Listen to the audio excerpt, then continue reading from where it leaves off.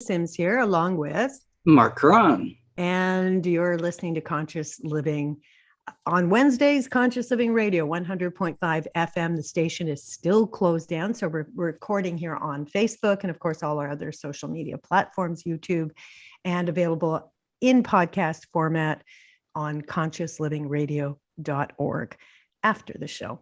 So it's so great to be here. It feels like forever since we've been connected. It's been a little while. It's been a while, and so much is going on in BC with the flooding and just a lot of energetic shifts. It seemed important today. I love the timing of our guest. Laura Spagna is a best-selling author, spiritual catalyst, ascension guide, multi-dimensional channel, intuitive animal communicator, DNA activator, and energy healer. And she's been helping humans and animals awaken for more than 25 years. If you've ever wondered about our connection with animals, I'm hoping we're going to touch on that today, and as well get into some maybe practical tools related to our evolution and to our interconnectedness and accessing divine source energy, all kinds of good things like that. Lori gives seminars and workshops on various topics, including how we can improve our lives by learning from animals. She also provides healings, readings, and guidance. And as a guide, she's committed to assisting people to awaken to their alignment with true divine source. So welcome to the show, Lori. Oh, thank you guys so much for having me. I'm really excited about our time together. And I love the timing, because we had talked about this months ago, and then it just sort of worked out this way. And it feels like with it, like, as I said, everything that's going on, certainly here in British Columbia, it's externalized. What I think you're going to talk about that's internal is being externalized with all our flooding and everything else. But let's start at the beginning. If you can do a kind of Cole's notes of your story and how you got involved with working with people and animals in this transformational way. Yeah. Well, my story is basically, for the first 20 years out of college, I was working in corporate America. I was really miserable. I was excelling in my career, but the rest of my life was just horrible. I was drinking excessive alcohol, excessive cigarettes, like, 2 packs a day. I was just doing excessive spending on credit cards. I had 6 figures in credit card debt, like just worthless debt. And I was, over caffeinating and overeating and all these just unhealthy behaviors, lots of unhealthy behaviors. I was going to doctors for help, and they were pumping me up in massive amounts of pharmaceutical drugs. And what happened was I had a big wake-up call. My brother died of an unexpected drug overdose, and I started getting messages from him. And up until that time, I really didn't think I had that ability to communicate with the so-called dead. I didn't really, I was already kind of on a sort of playing on a journey of awakening, but like not that seriously. So, tarot cards, astrology, stuff like that. But anyway, after that, I worked with that, for a year. It took me a year to really kind of realize, like, this is not my imagination. This is really, that's how he would come in. He was a comedian. He would say, "Hey, Law, it's your dead brother, Jeff." He's a New Yorker, So anyway, I pretty much got the message, like, you're living the same kind of way I am. You have to change your ways, or you're going to end up the same way I did.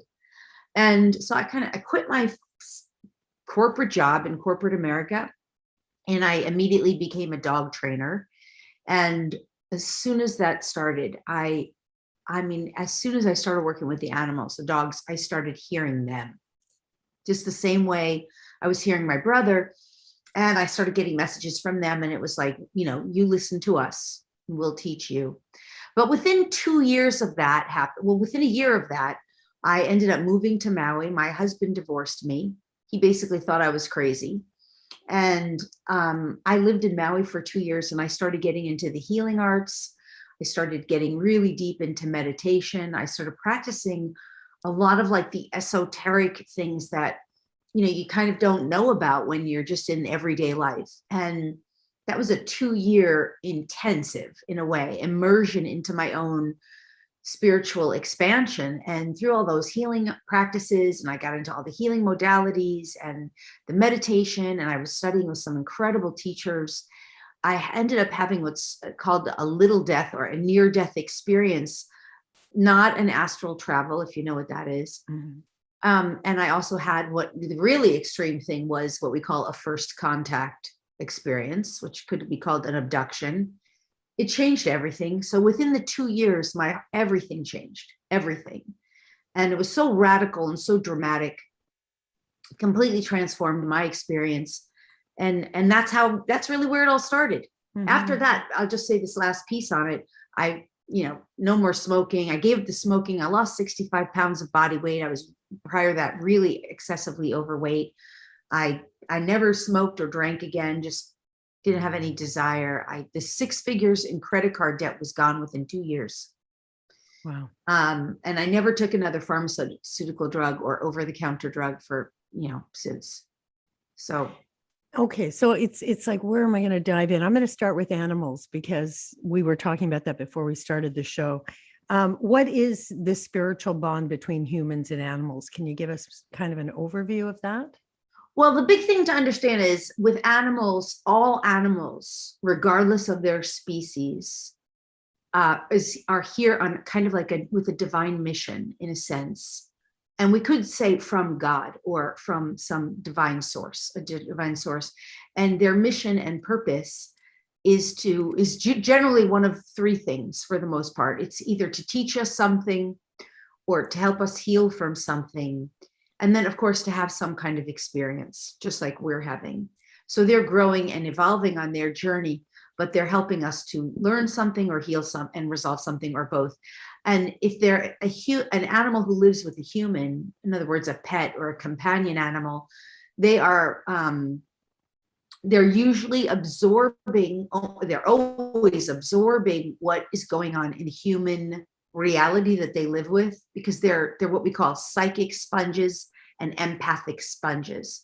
So they'll absorb all the energy and then they'll reflect that back to their human. So whether it's a sickness, an illness, a behavioral challenge, or a behavioral extreme, or any kind of behavior. So in that sense, they're healing their human by absorbing, and they're also reflecting to their human any kind of challenge or even what's right and divinely aligned with the human, right? Mm-hmm. So an animal who's really just calm and relaxed is usually showing that the human's that way too. So it's not necessarily just what's wrong, right? Or what we call the wrongness, we call that misaligned, out of alignment.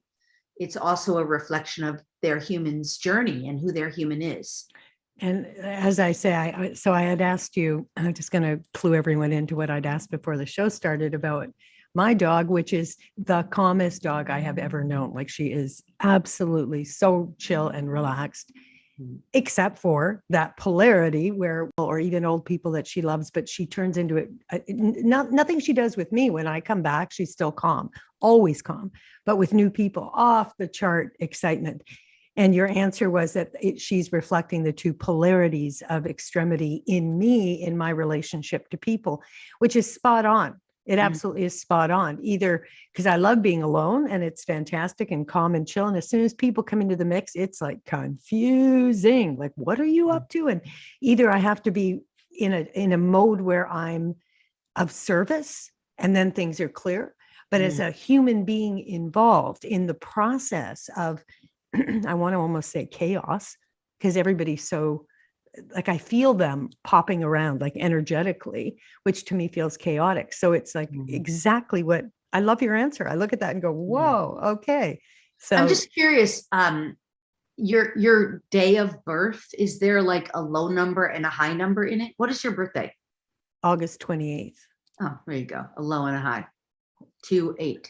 Oh, I see. 2-8. Right. So you're dealing with, in this lifetime, a theme of polarity, of extremes.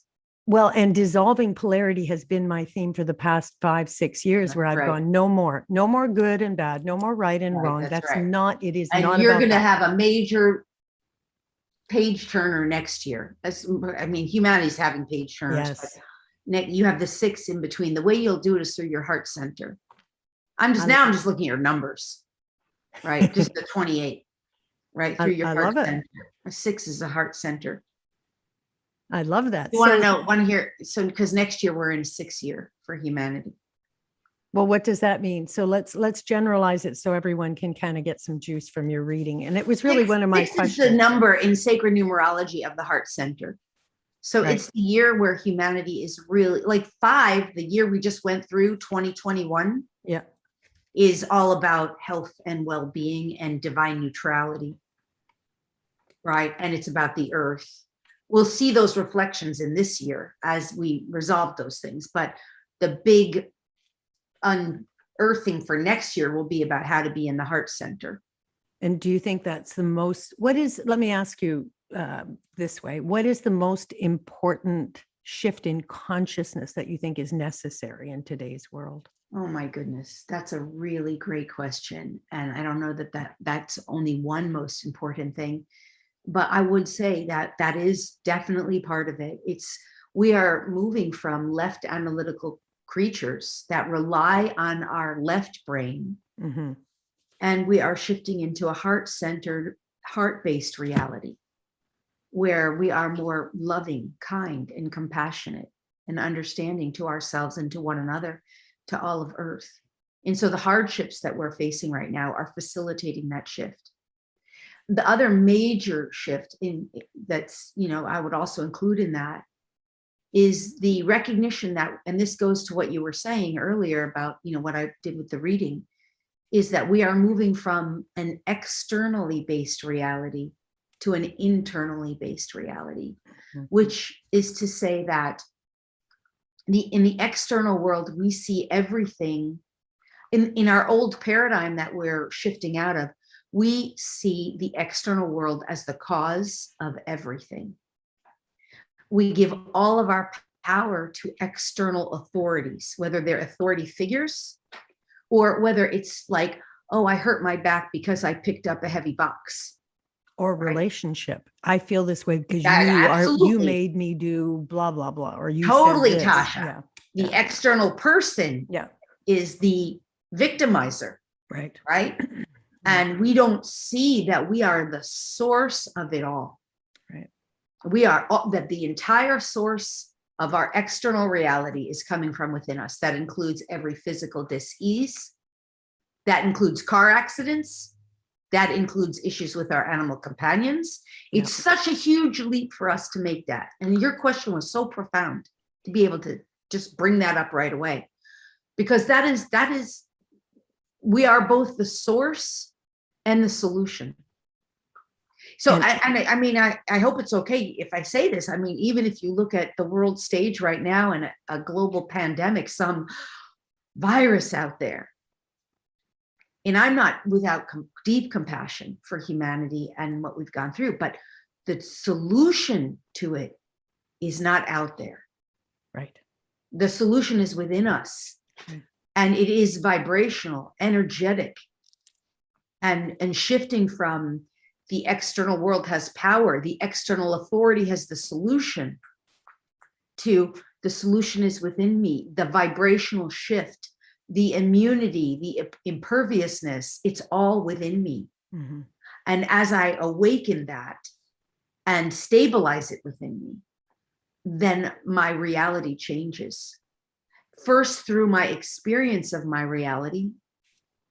The way reality in the external world changes is that first, the experience that we have of our reality changes, and then the reality itself changes.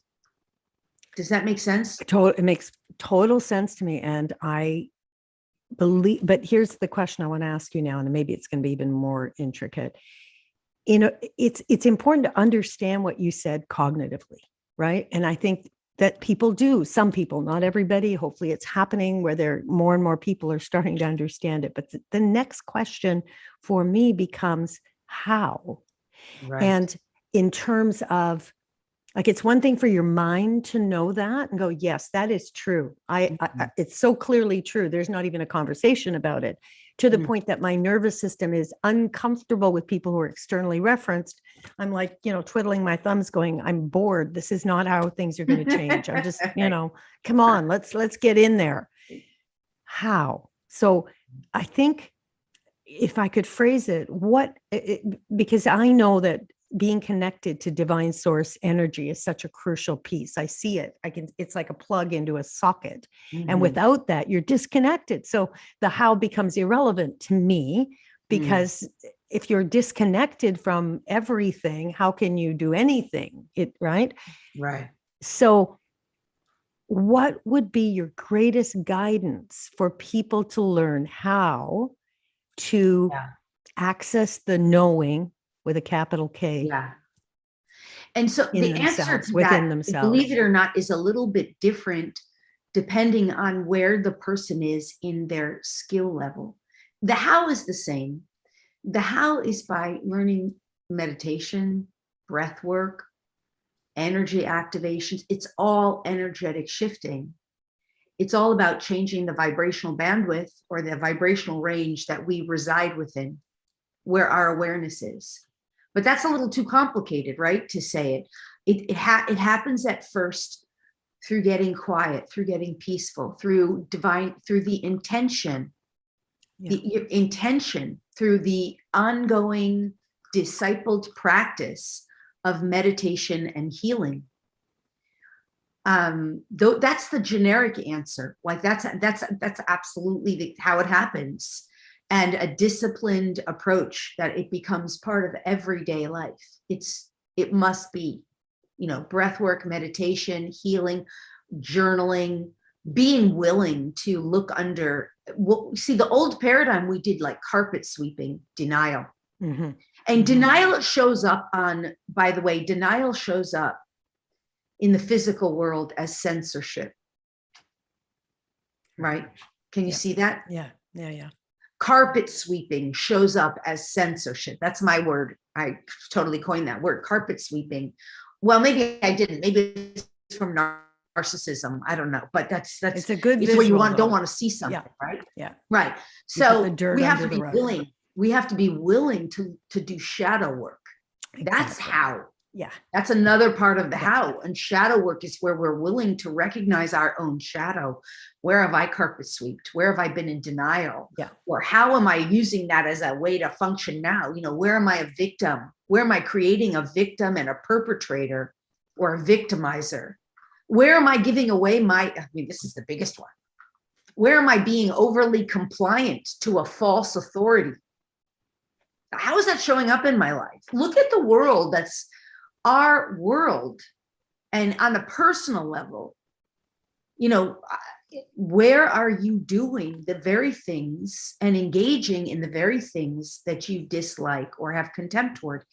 So all of that's shadow work. And then going back to the polarity, see, because the old paradigm is a paradigm of polarity where we would have these extremes, right and wrong, good and bad, Democrat, Republican, male, female, gay, straight, just you name it. Everywhere where we've been in the extreme, and that's like a lot of resistance and reaction. The moment we are reactive to someone or something, we get heated, we get angry, we go into argument, debate. That's all polarity. Mm-hmm. That's another part of the how that has to be excavated so that we come into that divine neutrality of just acceptance for all that is. Right. And recognition that, this is a big one right now. We don't know what we don't know. So when someone's on their podium saying the only way is this, yeah. When one person says everybody across the board has to do one thing that a false authority, external authority is telling them must be done, and that's the only way, their way or the highway. This is polarity. This is extremism. Mm-hmm. And it's not working it is not the path. It's the path to the old paradigm to repeat just that whole old stuff. Again, so yeah. Finding that sacred neutral within where we say, I don't know what I don't know, and I'm willing to expand into somewhere where I don't know, to open up to something greater, right? Yeah. Yeah. That's part of it too. So again, just going back to your question, which I don't even remember the exact way you phrased it, but you were like, well, the how of it. the earliest phase is meditation, energy work, clearing, activations, journaling, and shadow work. And I'm so thrilled that you mentioned shadow work, because I do see people moving down the path of whether it's meditation or, it's light, it's the light. Yes. And yet I know that even in the most sacred organizations, if you're not in touch with the shadow, it's going to act out. And that's what's happening. I mean, we have been out of touch. We're seeing it globally. We're seeing it in our relationships. And so I guess I don't know what I was hoping for with that answer. And could I just add one other thing to this that's so important? Yeah. Is part of the way we came into the light as a collective was through the law of attraction. That became that's some of the earliest kind of triggers to awakening for people who get on their path. They start realizing, oh, law of attraction. The problem with law of attraction is it's its own sort of dead end in a way. Sorry. The problem with law of attraction is that if we try to go to this extreme of becoming all positive and denying the negative, we're just polarizing ourselves. Again, yes. Yeah. And eventually law of attraction, if that's the only law, because there's lots of other laws and they all work in conjunction. They all work together. And that one just became so, made famous because it's this idea, if you're positive, you'll get what you want. But it is its own dead end. And so what ends up happening is people start hitting the wall, their own walls, because they don't realize how the other laws work. And you cannot deny the shadow. The law of attraction, if you keep trying to be positive, positive, positive, you're just polarizing yourself. Yeah. And I've often said, that's a form of carpet sweeping. Exactly. It's a form of denial. And denial. That's the word that kept coming up to me, is it's like this Pollyanna, rose-colored glasses, everything's this, and we're not recognizing we still have weeds in the garden.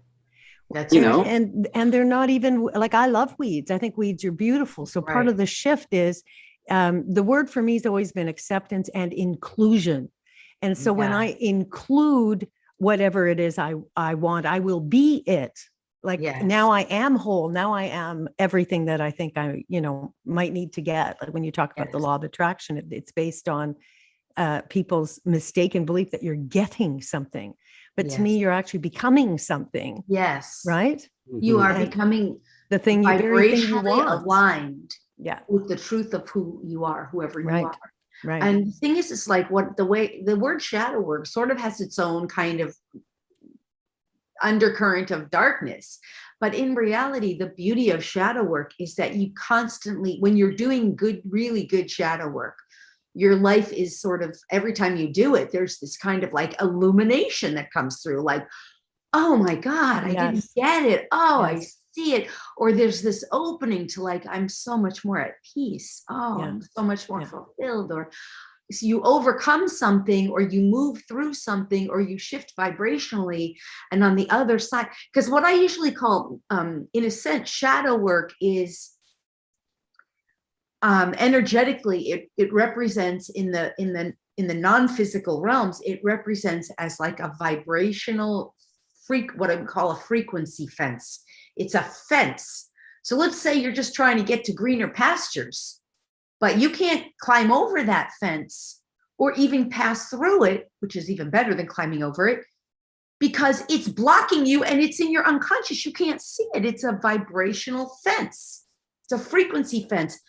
And so the only way you can get through that fence in a way is through energetic alignment. But before you can even get through the energetic alignment, it's like the barrier that is a barrier of peace, understanding, acceptance, love, allowance, right? So the only way you can get through that is to realize it's there. And the only way you can realize it's there is through shadow work, by realizing some belief of yours, or some thought, or some energy, or some vibration, or some karmic residue, or something unresolved within you is the fence. I've fallen in love with the word fractured. And because it Yes, reminds me of Japanese. It's a fractalized. It's a fracture. And you know, those Japanese vases where there's a crack and then they put gold in it. Like that's all I see every time I say the word fractured. And I went, wow, my relationship with anger is still fractured. And I went back to the banshee child, the wild child in the woods with her hair like this and dirty and like all that, and just fell in love, because that's the only thing that heals those fractures is gold, is compassion, acceptance, inclusion, validation, right? Yes. Well, it's kind of like, hey, when a bone breaks, they say it heals back even stronger. Yes. Right. So when you have that fracture, and what I loved what you said, I love the term karmic residue. That resonated with me for sure. Maybe you can explain that one a little bit more, what you mean by that. Yeah, well, we're at an age now where we are actually as a collective and as individuals, we're finally, for the first time, able to be liberated of our karma. And karma, in this, in my definition, it's a cause-effect relationship of thoughts, emotions, beliefs, belief systems, behaviors, energy that was out of alignment in the past. So anywhere we were out of alignment with love and our own divinity, there was a cause-effect relationship that made an imprint in the fabric of our own reality, or in Ascension, what we call our morphogenetic field. And that imbalance needs to be brought back into alignment or harmony within ourselves, right? Now, that's a lot of esoteric words, but the reason I explain that is it's not a punishment. It's somewhere where we as individuals felt we were either wronged or we did something that we just weren't fulfilled with, we weren't aligned with, and we want to resolve it. So it imprints in our reality and it cycles, comes back. Now, I mean, how far out can I go here, like with what's going on in the mainstream? I think go for it. Just go for it. All right, let's use some of the countries that are in Europe that are now in extreme lockdown. Sorry, the sound vibrated out there. Just repeat your last sentence. In some of the European countries where we're in an extreme case of lockdown, there is a karmic reenactment happening. So where some people are saying, lock them down. They're being told something from an external authority represented through the mass media. They believe what they're being told as absolute truth. They are not necessarily opening to consider, maybe there's something I'm not seeing here. So they've reached a frequency fence. It's this way or the highway. They're going to an extreme, lock them down, seclude them, put them in quarantine, confinement, and let this so-called authority have dominion over them. And this polarized experience, we're right, they're wrong, there's only one way or the highway.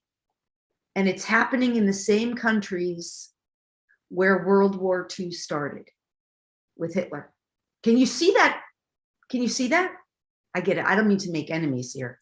It's just extreme. It's an extreme example. I think it's interesting. I think, though, that both sides, I don't really want to talk about the two sides in terms of, I mean, we're not going to get into an argument. It would be absurd.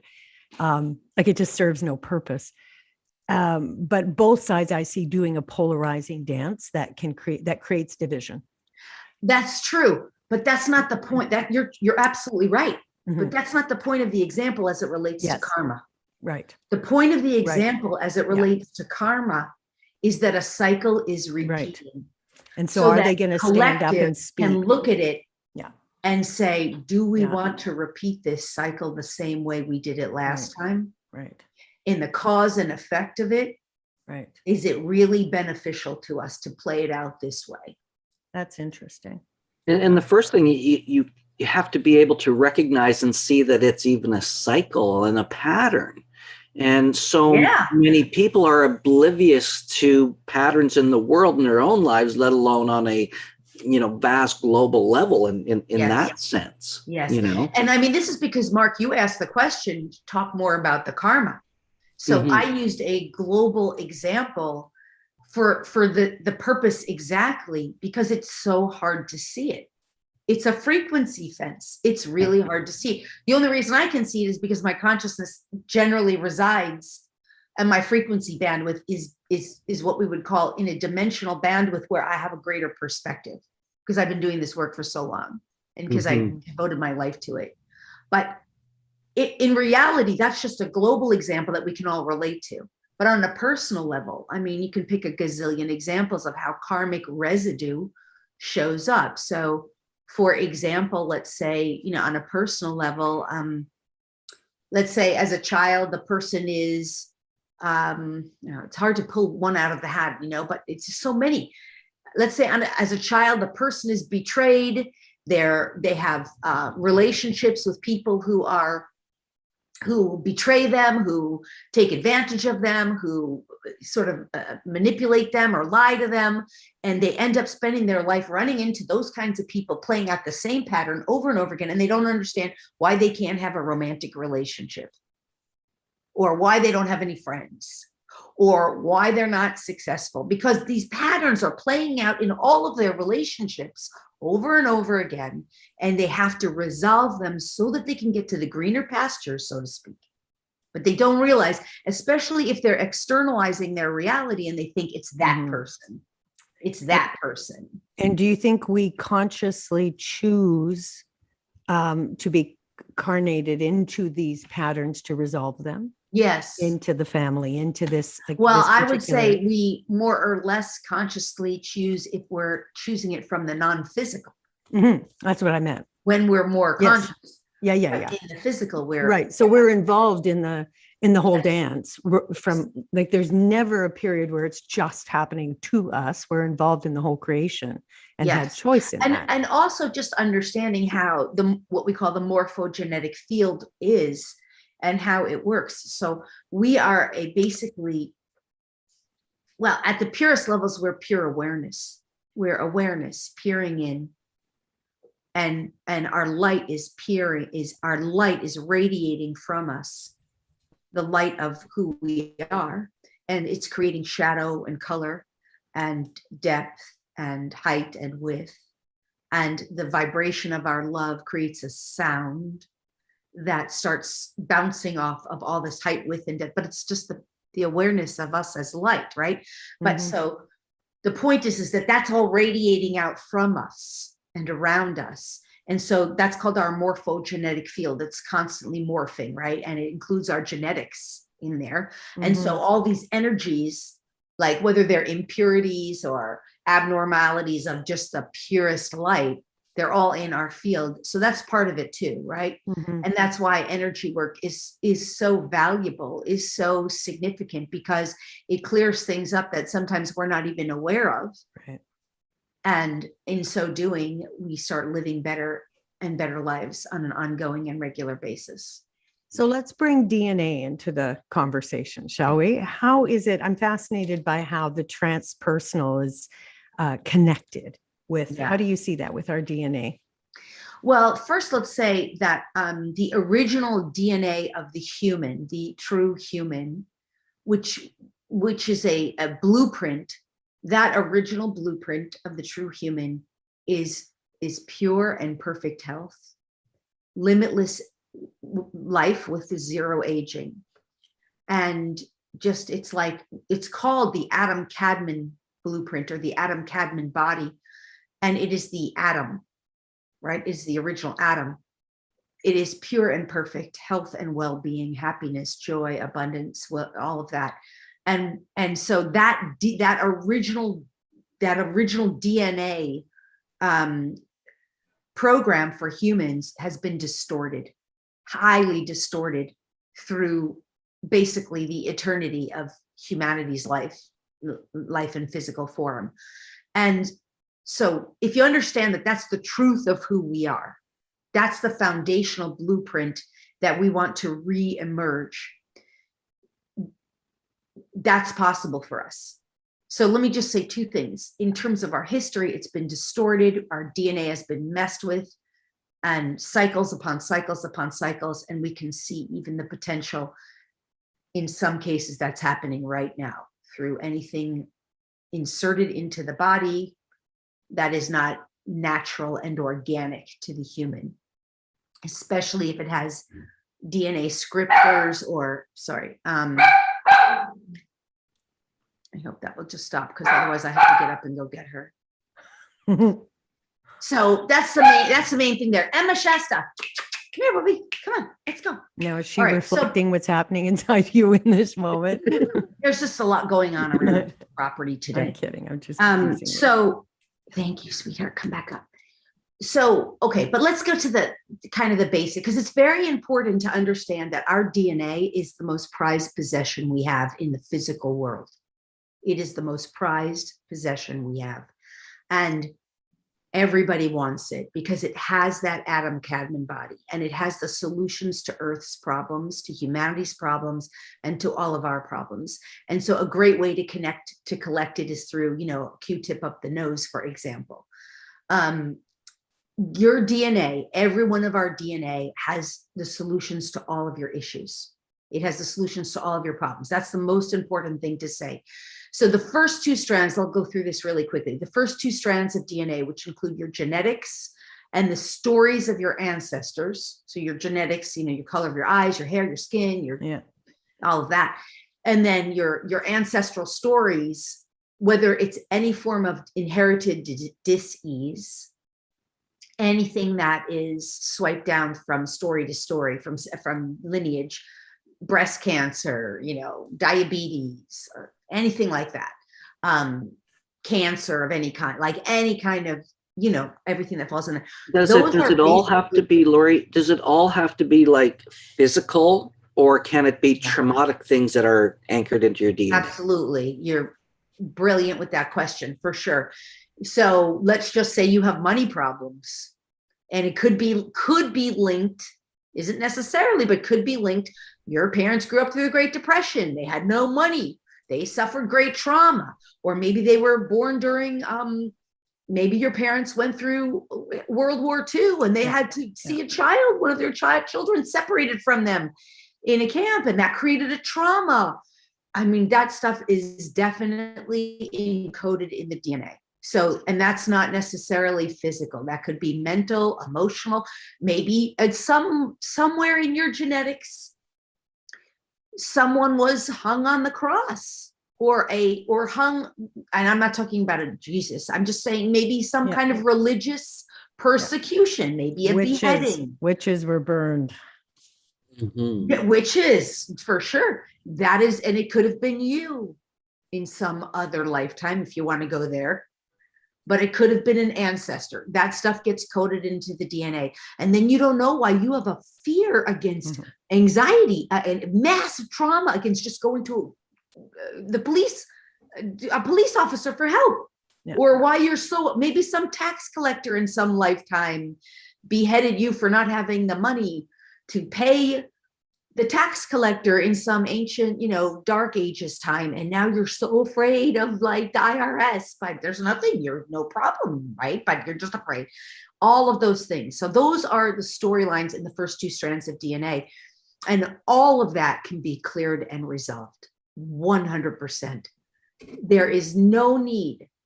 I know that everything is 100% healable. And there is absolutely the solutions to our healing are in our DNA and in our energy field. So any person who thinks that they've got any kind of mental, emotional, or physical dis-ease of any kind, or financial instability, or relationship instability, or career instability, all of that is healable. It's without question to me. And how would you work with that? Well, hold on just a second. Yeah. The reason, when we're talking about the DNA, you got to collect the gifts that the ancestors did not know about. That you collect the gifts of consciousness, some gifts of awareness, gifts of learning, gifts of lessons learned, and all of that stuff is available to us in the so-called higher realms, in the non-physical.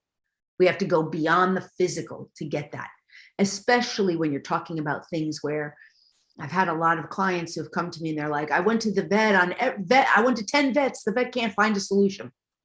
Well, because the issue's not physical. Solution is in the non-physical. Or, the doctors can't find a reason, or the doctors can't find a cure, because the solution is in the non-physical, in the so-called higher realms. But everything's healable. But where I was going to go before you asked the question was, the only reason people don't know is that it's very trained out of us. And we are so, I'll use the word like mind manipulated to believe in this concept, like take a pill and it'll be better in a morning, or 1 hour miracle healing. That's not how it works. Most of the time, if it took 40 years to develop something, or 20 years to develop something, 1 single hour or even 4 single hour sessions is generally not enough to really heal it. And so the human society that just defaults to this, take a pill, take a shot, go to the doctor, trust this external authority, they're not understanding yet enough that it's a beautiful healing process that typically does not work like a pill. It's a process. Right. So that's the first thing, because it does require a kind of dedication and discipleship to the journey. And it does have frustration in there. Sometimes you have to get through kinds of like doubt and disbelief, and those are all energies too. So, but does that make sense so far? Yeah. Is there a root cause that's in common at the base of all of these kinds of things? Yeah. Good question. Root cause. There are root causes. I like root causes. If I were to pick one root cause, I would call it, let me just ask. I'm going to ask. Say if my answer is the right answer, or if there's a better answer. Energetic misalignment. Like we've forgotten who we vibrational misalignment. Yeah. And that's not the answer I was going to give. I was going to give the answer ignorance, which sounds like a very, please don't get triggered by that word for anybody. It just means we don't know what we don't know.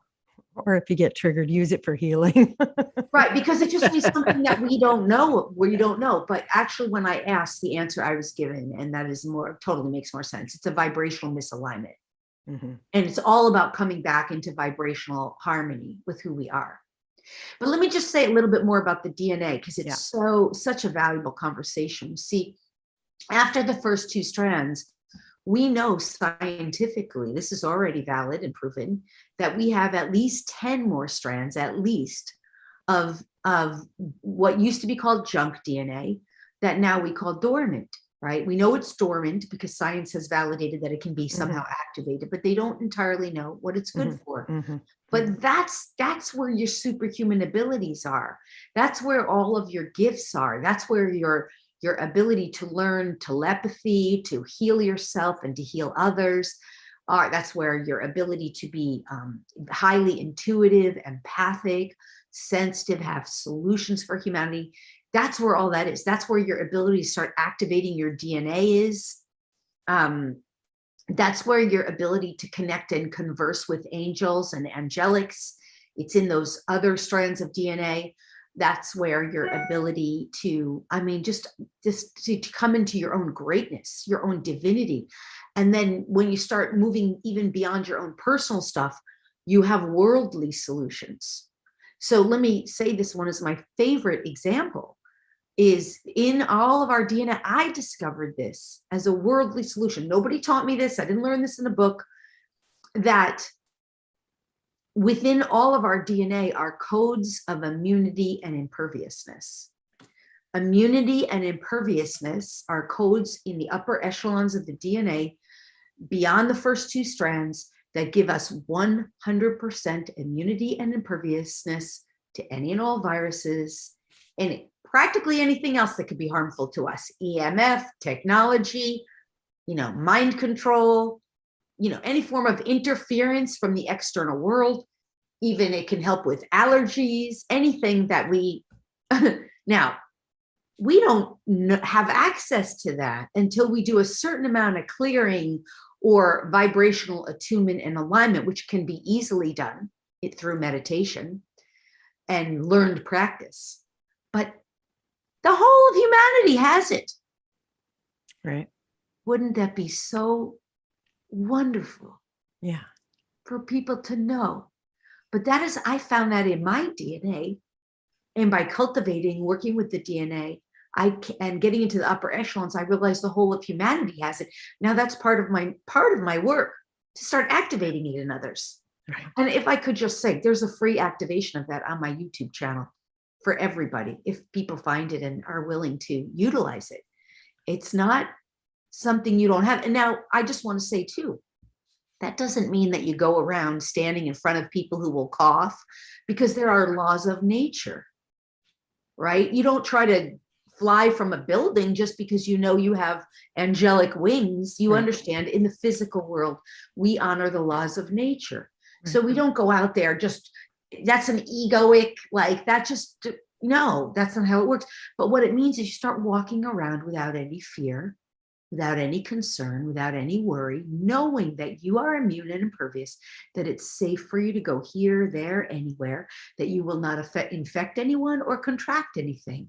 And that's the way we should be living, because we're safe within ourselves, because our vibrational bandwidth has those codes activated.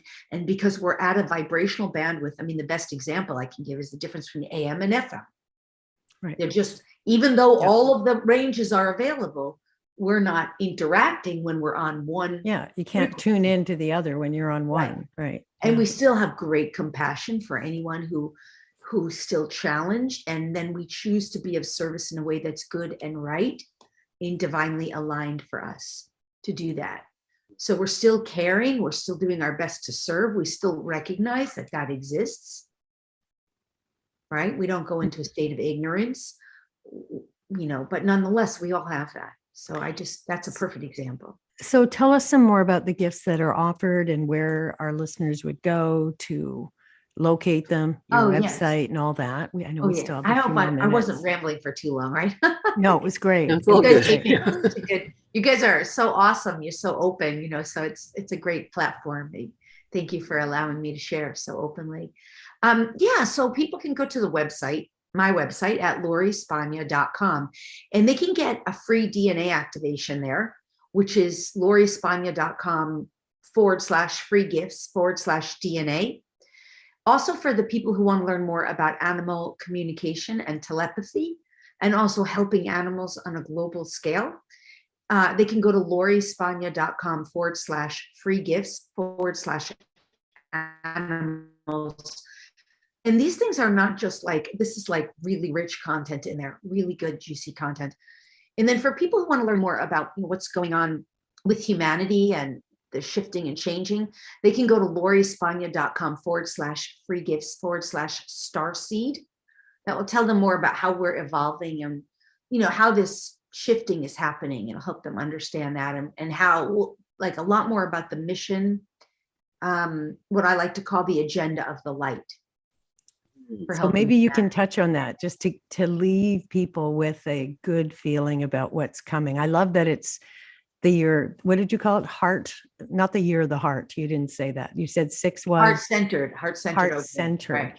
Which, I mean, that would be so nice. That would be so lovely. Well, but paint the picture. Where are we headed here? The agenda, the overall agenda of the light is to help humanity to have as much ease and grace in the awakening process out of this duality experience, this polarized, fear-based external reality, pain and suffering, people profiting to our expense, harm and detriment experience, right? That's that old paradigm. And into this new paradigm of, infinite happiness, joy, abundance, well-being, health, revitalization of our bodies and beings, rejuvenation of our bodies and beings, reawakening, like all of that stuff for animals, plants, and earth, and of course us.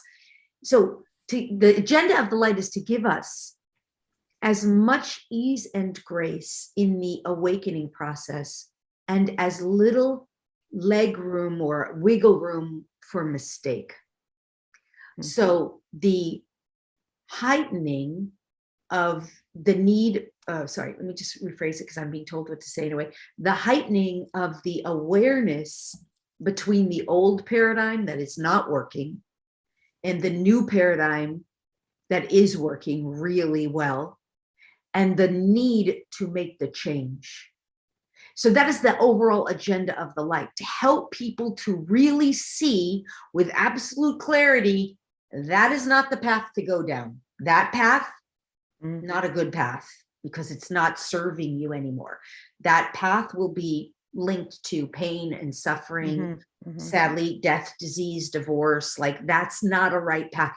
But the path for you that's being illuminated is a path of love and grace and beauty, etc.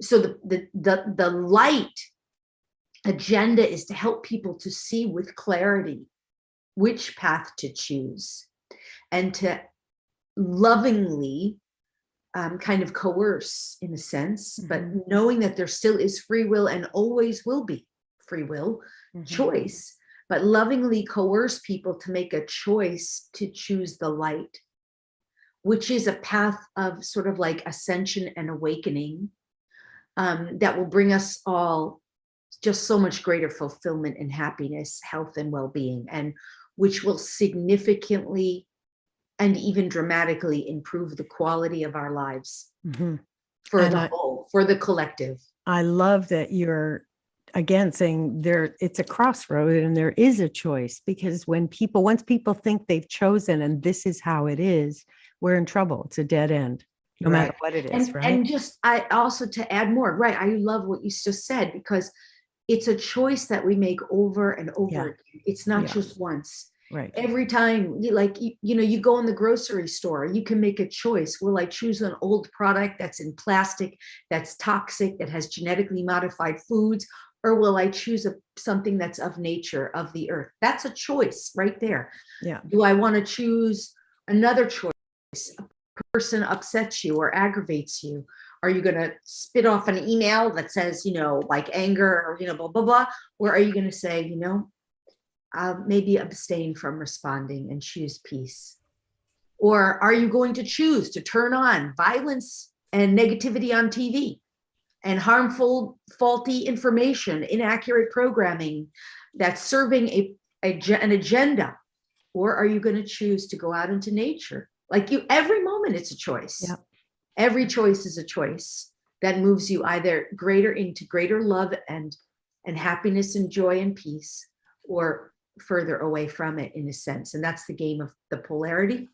And by the way, when the choices seem so difficult, like for some people, a choice right now is, some choices are really hard. Do I go to work, do something that doesn't feel good to me? Or do I quit my job? What do I do? In that case, the choice, when you're faced with a choice that seems impossible, the choice is to go to the divinity and ask within self, like, to really find a new solution, a better choice for me. Show me a better choice. If these two choices seem like no choice at all, source, creator, God, or higher self, or universal law, or quantum realm of physics, show me a better choice. We don't even know. You see, when we're given only two choices, we don't even know there's another better choice. Oh, it's a dilemma. I went on too long, and I know we were closing, and it's a dilemma. If there's two choices, it's a dilemma, right? Yeah. So you want to cultivate more. Yeah. Well, I learned one time, it's like you have to have at least three options before you even have a choice. If you just have two, it's a decision, this one or that one. Well, and it's a poll. It's like, and you're stuck, especially if neither of them are exactly what you want. That's what I want people to realize now. If they're facing choices that just seem like no choice at all, it just means neither is the right choice. Find a new choice. There's a new choice. Right. It's an invitation to do some work and to find something. It might be on each side, might be through the middle, above, it doesn't matter, but we have to find something else. And I know, because I relate where I've been stuck in those things too. And it's like, and what happens is you get paralyzed in it. Yes. Right. So and see, this is the thing. Okay, now I'm expanding on more because you guys are so open, but there are infinite potentials. What's happening right now is all time, space, reality in the realm of quantum physics is all one. I mean, it's always been that way, but now more than ever, because all of the energetic vibrational realities are just so right here, right? So you're in your reality thinking like this is your only choices, but you don't realize in that moment through your awareness, you don't realize like right here, there's a parallel reality that's Yeah. only a few vibrations away Yeah. that has something better. You just can't see it Yeah. in this moment. And you just have to become vibrationally aligned to that other reality. I love that is it. So, that is not even esoteric, but Nope. it's just really new thinking for It's humanity. common sense, if you ask me. Right. Which It's isn't like- so common anymore, ironically. I mean, I have found lost animals, like, for people that way. I don't even do lost animal cases anymore because it's just not like my highest purpose at this time. But because I'm always working, with collectives now. But yeah, your animal's lost in one time space reality, and in another time space reality, your animal's recovered. It's Well, we are running out of time because we keep extending a little bit, which is totally great. And I know I'd personally love to have you back and do something maybe focused on pets and things, because I know Tasha and I both love our hounds. And, if we can do something like that, that would be great, because I personally feel you have a lot to offer. And Tasha, I know, feels the same way, I'm sure. But yeah, thank you. And Yeah, for well, thank you listeners for out there, having me. you also do private work with people? Well, most of what I do now is I do private work in small groups. Like I have in January coming up an Ascension support group. So I don't do too much one-on-one anymore because I can get to stuff so fast. Right. And if I'm really candid about it, like I've done like coaching sessions, and I think they're great, but for myself, but I find that they don't get to go deep enough or full enough, like a whole hour, one aha, where Right. you give me 10 minutes, I will, Right. I can go, you know what I mean? So I can work with the whole group and you can get so much. So that's kind of how I do it now. But they can find out about that at the website at lauriespagna.com under the live events tab. Yeah, I have a sacred. And we'll have all the links. Yeah. Sorry, we'll I'm have gonna all the post links all up on that. Conscious Living Radio as well. Go through there and put them up for the show for today, for sure. Well, it was a You guys, pleasure. thank you so much for having Thank me. you. Thanks Yeah, for thank joining you. us. Really Loved enjoyed it. our conversation. Thanks, Lori. Come to Vancouver sometime. We'll bring you to Vancouver. I would love that. Once I'm able to do that freely again, I would be happy to. Or we'll come to Florida. Maybe that's a better Okay. plan. Anytime. Sounds Bye. good. Thank you, everyone, All right. for joining us. Wednesday night, 6 to 7 is the radio show. And of course, all our other social media platforms. You know the drill. ConsciousLivingRadio.org for podcasts. And have a